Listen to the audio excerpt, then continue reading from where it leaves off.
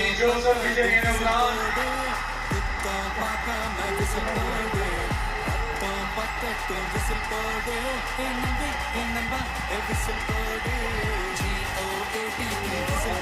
சட்டப்படி அமைக்கப்பட்ட இந்திய அரசியல் அமைப்பின்பால் உண்மையான நம்பிக்கையும் மாறா பற்றும் கொண்டிருப்பேன் என்றும்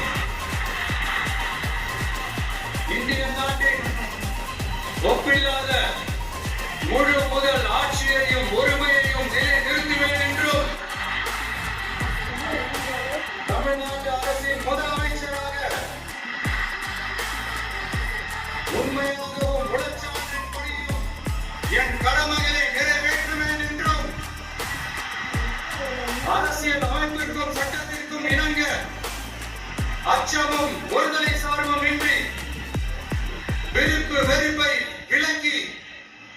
பலதரப்பட்ட மக்கள் அனைவருக்கும்